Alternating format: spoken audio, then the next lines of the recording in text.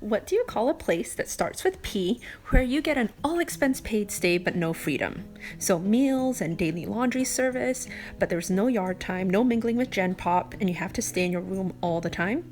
I call it privilege. According to the website, my family has 2 executive heritage suites. And yes, it is fully paid for by the government of Singapore. This is one of the measures they took to prevent the number of imported cases of COVID-19. And so all overseas arrivals have to be quarantined, and that's being done in 4 to 5-star accommodations all around the Singapore island. I think it's a great idea because that helps the hotels, especially because occupancy and tourism has just plummeted. But before you rush and say, hey, we want to go to Singapore too, unfortunately, this is only for Singaporeans and their family members. I saw pictures on Twitter where other people were spending their quarantine, and I thought, dang, that looks nice.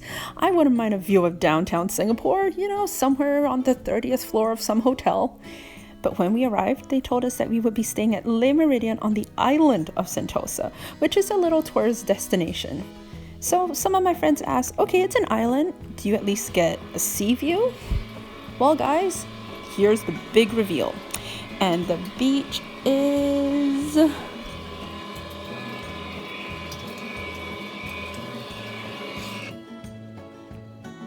Then I looked down and I realized I could see the lobby where we arrived. And so I quickly sent the picture to my sister and I said, is that where you dropped off our care package? And she said, yes, right there. So we put 2 and 2 together and I realized I could see them if they came by. So my other amazing sister came by, and this time when she looked up, we could see each other. I'm just amazed at how God answers prayer. We're on the 3rd floor, not the 30th, but God knew that this view is much better. I would much rather see her than a view of the Singapore skyline. Singapore isn't the only country quarantining people who are arriving from overseas. I saw this clip of quarantine conditions in a neighboring country, and I am so grateful for what we have. Gratefulness was definitely in order when it came to lunch. Now, the giant shrimp was delicious, but the struggle was the eggplant. That required some cajoling, negotiation, and threatening in that order for that lunch to be eaten. Contrast this to breakfast, which was a big hit. I'm going to give you some bonus points if you can identify the fruit they served. We don't have a table in our room, so we have been eating on the floor.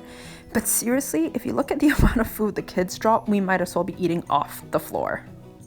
The chef must have thought that he needed to fatten our curves instead of flatten the curve, because dinner was main of carbs with a side of carbs.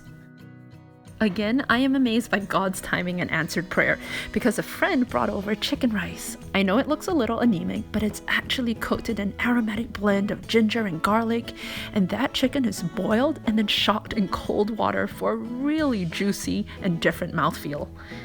They sell Hainanese chicken rice in the Bay Area and even in Vegas, but nothing beats the local version. So this friend that brought over the food has 2 sets of twins, 5 years old and under. She not only brought over food, but she brought over a huge bag full of books and toys for the kids. So our second day in quarantine ended with me just being amazed at how good God is and answers prayers in different ways and through unexpected people.